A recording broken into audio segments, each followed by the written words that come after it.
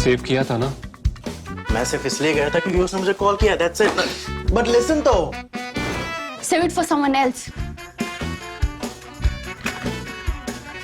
जिंदगी में सेव करना जरूरी है, मगर जब बात पैसों की हो, सिर्फ सेविंग से काम नहीं चलेगा। इक्विटी म्यूचुअल फंड्स में इन्वेस्ट कीजिए और अपने सेविंग्स को आगे बढ़ने का मौका दीजिए। Mutual fund investments are subject to market risks. Read all scheme-related documents carefully. We woke up this morning to the news, not happy news, that the partnership between Foxconn, the Taiwanese high electronics manufacturing company, the global leader, and Vedanta, an Indian origin global conglomerate of some size and ability and entrepreneurship, their partnership to make semiconductors in India had broken down. That they were not going to go ahead with the partnership that they had announced with some fanfare some time back. Now, immediately this caused dismay. The government, the Minister for Electronics and IT, Ashwini Vaishnav, he was quick to come out to say that, look, this does not mean the project is over. Each company at its own level is committed to the project and the idea of making semiconductors in India. It's just that each one is probably looking for different partners, or maybe there was a cultural mismatch between the two. That said, Foxconn has now issued a statement basically answering the 4 most likely questions. The answer to the last one is very interesting, and you should see that on your screen. The answer to the last one, they say that we're looking at prospects and partners, but they also say the information system in India is porous, which means rumors spread and things leak, and these are things of high confidentiality. So they are figuring out who their partners should be, and they are committed to the idea of making semiconductors in India. Now this has left me no option but to talk about semiconductors today. This is something I've avoided doing all this while for the simple reason that I know nothing about semiconductors, and I was scared, I'm still scared of wading into this area, because all my schooling and college life I spent in the dread of physics and math. In fact, once I passed my class 11 or PU, so in my science subjects I could drop physics and focus on just botany, zoology, chemistry. I was so thrilled. I was liberated in life. I never got more than 35 out of 100 in physics or math. That's the reason through the entire COVID season I did reasonably all right, because at least I knew the difference between a virus, a fungus, a bacteria, so on and so forth, or a mutation, or an antibiotic, antiseptic, etc., antiviral, etc., how a vaccine works. But physics is complicated, and this is really top of the line physics. So I'm trying to do the best I can, but you must give me some space, some leeway, because I'm truly batting out of my league in this case.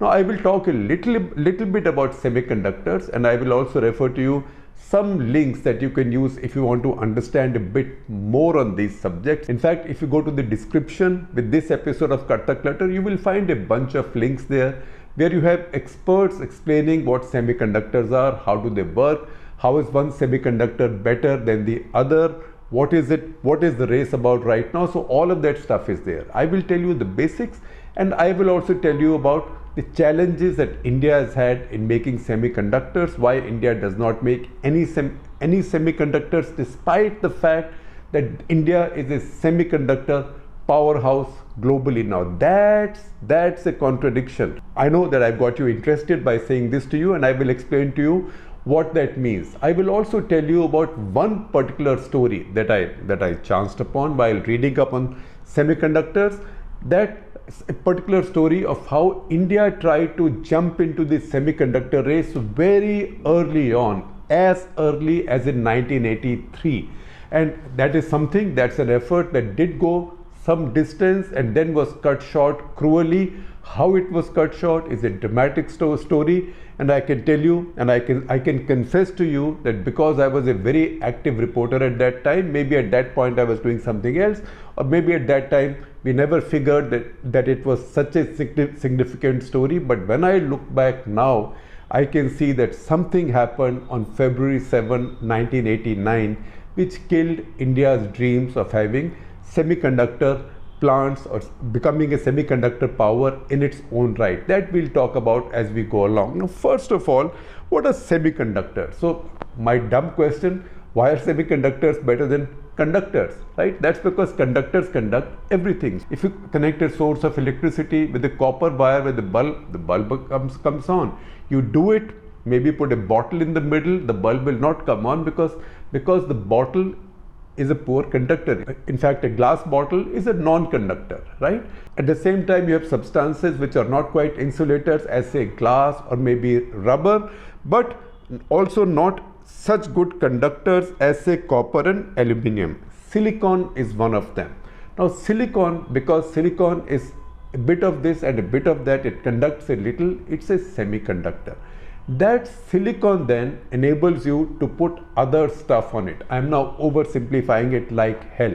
That silicon then allows you to paint it electronically in such a way that you can put a lot of what used to be called transistors. At one point you can still call them that. So a lot of these high electronic patterns can be printed on it, which can then direct current and energy in the way you want. Again, this is oversimplification in the extreme. And then as technology has progressed, these have become lighter, you need them to be lighter so they can fit into smaller devices. Look at this phone that you carry. This phone has so much computing power now because these wafers of silicon have now become so sophisticated. The science with them has become so sophisticated and so micro that you can put a lot of electronics onto them, a lot of circuitry onto them, even though their size is very small and very thin. That's why they are called wafers. In fact, they are so thin that their thickness is now mentioned, or thinness is now mentioned in nanometers. What is a nanometer? A nanometer is 1/1000th of a meter. You want to understand how thin or how small a nanometer is? So a human hair is like 90,000 nanometers. So a human hair is like 90,000 nanometers. A red blood corpuscle in our blood is 7,000 nanometers. Looks very micro, but 7,000 nanometers. A virus, you might think nothing can be smaller than a virus. So virus is 14 nanometers, 4 nanometers. An RBC is 7,000, human hair is 90,000, a virus is 14. Even that is too thick for today's latest microchips, although 14 nanometer microchips are being now used for artificial intelligence and machine learning. Those are very small, but once again, go lower down on the scale of size. A strand of DNA is 2.5 nanometers. The latest that IBM has produced is just 2 nanometers. It is less than a strand of DNA. Now, when you can put your messaging, electronic messaging at so micro a scale, think of how much you can put in a tiny chip that will go into this phone, that can go into a missile system, that can go into a submarine, that can go into a nuclear launch pad, that can go into a big computer, a solar cell, etc., etc. That is how computing power now is being packed in very small sizes on chips of very small sizes to fit into very powerful devices. That is the whole business of semiconductors and microchips. Once again, if I have oversimplified it, I apologize to you, but to expect me to do something in a more complex manner would be expecting too much. Now, you might say, what is silicon? I explained to you what is silicon. It is a semiconductor. It is not as impervious to current as say a bottle of glass or rubber. It's not as good a conductor as copper, so you can play with it. You play with it by putting impurities in it. So essential skill and essential process to making semiconductors is to introduce impurities in this silicon. Impurities in the silicon, that process is called doping. So you dope that silicon based on what exactly you want to do with it, and then you process it. And I'm again jumping many steps. What then happens is, once you've got the wafer ready, then you've got to put the stuff on it. You've got to put the brain on it, and that's where the miniaturizing and the printing comes in, and that's where the craft or science of photolithography comes in. What then happens is that lithography, you know, calendars are made through lithography, right? You say, oh, I bought 10 lithographs of such and such painter. So lithography is a science or a process where image to be printed is ink receptive and the blank area is ink repellent on a flat surface. Exactly the same process takes place when it comes to printing electronic circuitry on a wafer, on a silicon wafer. Again, the more precise your circuitry is, the more sophisticated your science is, the more you can pack onto one wafer, on a thin wafer, on a small wafer. Of course, you can have a big wafer also. Bigger wafers have been made, wafers going into 18-inch diameters have also been made, but the bigger they are, the thicker they will have to be, right? Because otherwise they will crack under their own weight. That's why miniaturization is the key to everything. How much miniaturization matters? See these couple of pictures. This is a picture of 5 megabytes, 5 MB of computing power being loaded in early days of the computers. 5 MB of computing power. See how much it is. How much of an effort it is to load that. Those days computers used to be humongous, with lots and lots of wires into them. They were like humongous pieces of machinery. I'm not taking you back to the 50s when the first computer system came in an Indian media organization, that was India Today, in the mid 80s. I used to work there. It was called the ATEX system. Then a room twice the size of this room had to be separated for the mainframe to be installed there. That was, I think, 1988, 1989. So you can see this, if 5 MB of computing power required so much weight and space, a phone like this has 256 GB of computing power. कहाँ पे 5 MB, कहाँ पे 256 GB. 1 GB, by the way, has 1024 MB. So multiply 2056 by 1024. That much computing power is packed in this device. In fact, it's very easy to pack a lot more. If somebody is willing to pay the price for it, a new model will have twice as much, thrice as much. So that is what microchips and semiconductors have done, to not just to the electronics industry, but to our lives. The problem with India is that we Indians are very good at designing these semiconductors, which means we can write our circuits. We are very good at designing what needs to be put on these wafers, but we are not good at making wafers. We've never made wafers, and that is why when our engineers, and we are not short of engineers. In fact, if anything, we have among the best engineers in the world and a lot of engineering manpower. When our engineers make these designs, these are not converted into semiconductors in India. These are then sent to Japan, Taiwan, South Korea, America, and indeed China, to be then printed on semiconductors, on wafers, and then we import those. What is our import? In 2019, our imports of semiconductors or these chips were $21 billion. It's going up at 15% every year. India, for example, now is becoming a very powerful and a sizable manufacturer of mobile phones, smartphones.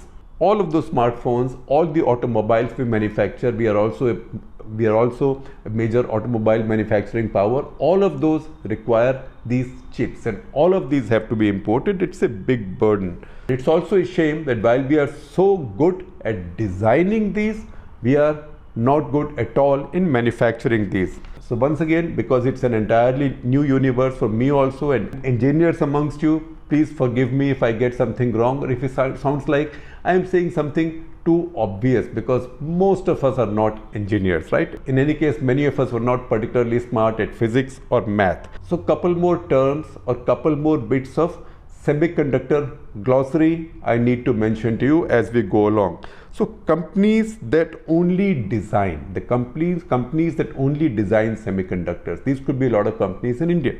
These are called fabless. Why they are called fabless, I'll tell you in half a minute. Companies that only manufacture, those are called foundries, right? Foundries, they're not foundries like steel foundries, iron foundries, but they're called foundries. Companies that do both. So one set of companies figure out what to put on the wafers. One set of companies only makes dumb wafers, then you put intelligence onto them. The companies that make wafers but also put logic or computing power onto them, those are called integrated device manufacturers or IDMs. India has strength in the first but not in the next two. Why is the first one called fabless? Because companies that make these wafers, they are called fabrication units, fabricators, and then over time they've just come to be called fabs. That's the reason very often when you see stories about semiconductors and they say, oh, India has a fab unit, the fab will come up, fab will not come up, when are we going to get fabs? I also used to wonder what those fabs are about. They are basically fabrication units for these semiconductors. Now, as I had mentioned to you earlier, India actually had foreseen this chip business much earlier than we imagined. It was in early 80s. Mrs. Gandhi was still in power that India decided that India had to also get into the business of making semiconductors. That was also the time that under Carter first and then under Ronald Reagan, Americans and their allies had brought in a very tough export control regime for high technology. So they were not willing to export anything to any country. It was at that time that Mrs. Gandhi decided to set up India's first semiconductor plant. Now take your mind back to 1983. Somebody decides to set up an Indian semiconductor plant in 1983. That is 40 years back. That's a lot of foresight. But the biggest challenge was India was then a victim of a very tough export control regime. So the Japanese had also joined the American-led regime. This was called Coordinating Committee on Multilateral Export Controls, or COCOM.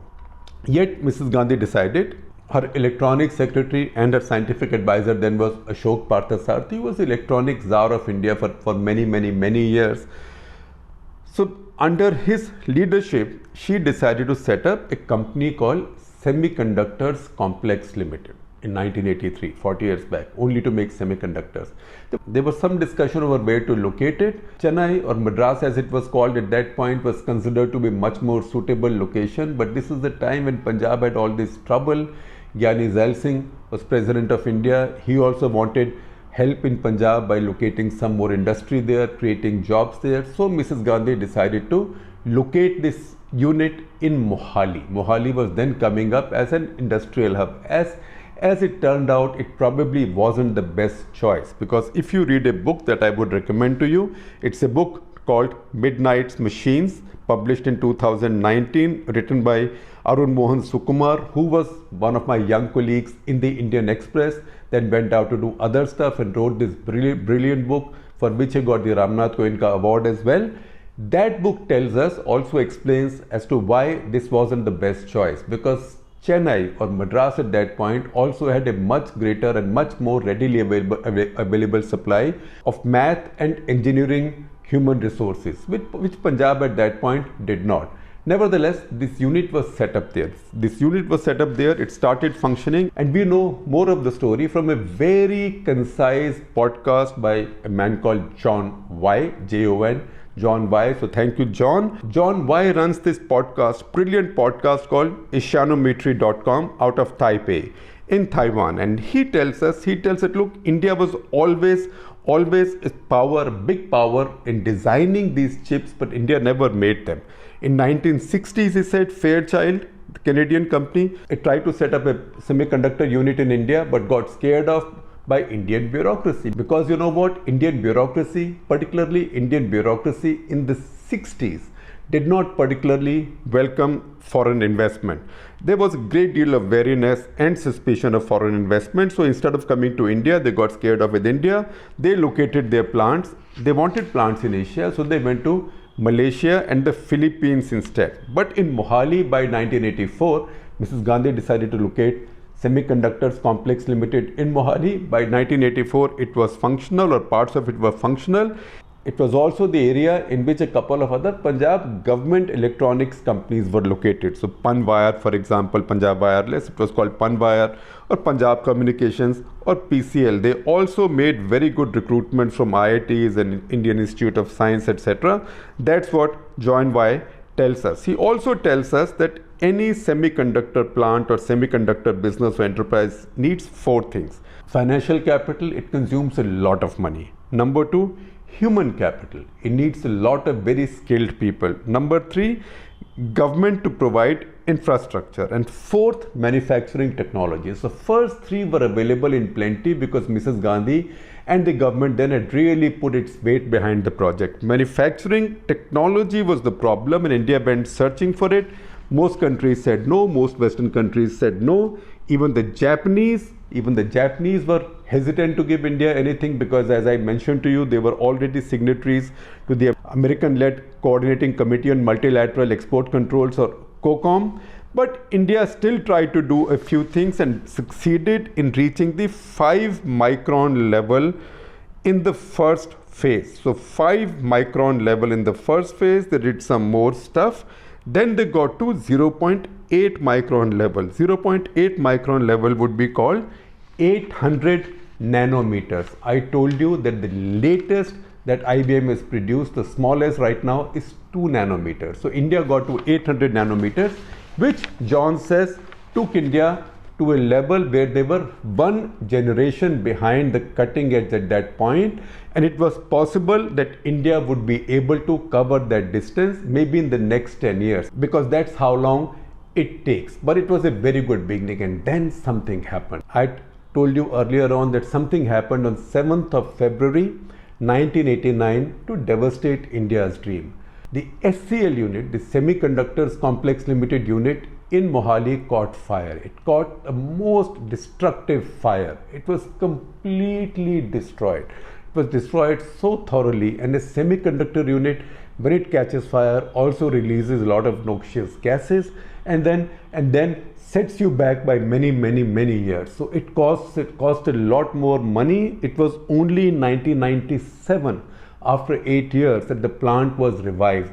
By that time, the semiconductor market in the world had moved on. New players had come in. Samsung, for example, the Taiwanese had risen in a big way, and India was left really far behind. You might ask me what happened to SCL then. SCL, after a while, by about 2005, ceased to be a commercial company or ceased to do commercial work. It has now become a lab. So SCL has now become a semiconductor lab. And how and why of that fire? Was it a pure accident?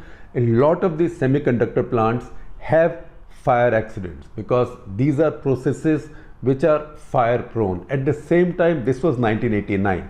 1989 was probably the worst year. 1989 worst years in my memory as a journalist, in my journalistic career of 40 plus years, for India's national security. This is when terrorism in Punjab was at its peak. Militancy and terrorism in Kashmir had just started in 1989.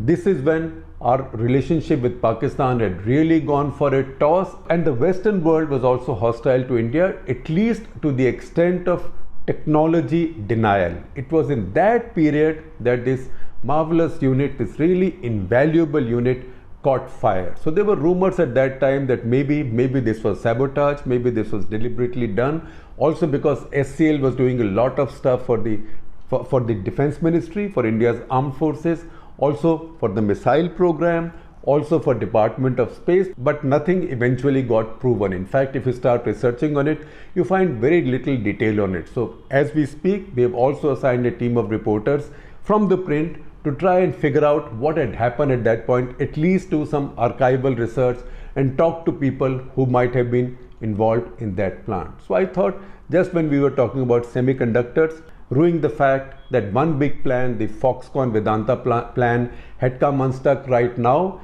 and talking about semiconductors in general, I thought it was also important for me to share this fascinating story with you of how India took this initiative, made this brave beginning 40 years back, despite massive technology denial from the West, basically the countries that had these technologies. It was denied to us, and yet India tried this, and how this was destroyed or devastated in very mysterious, unexplained circumstances in 1989.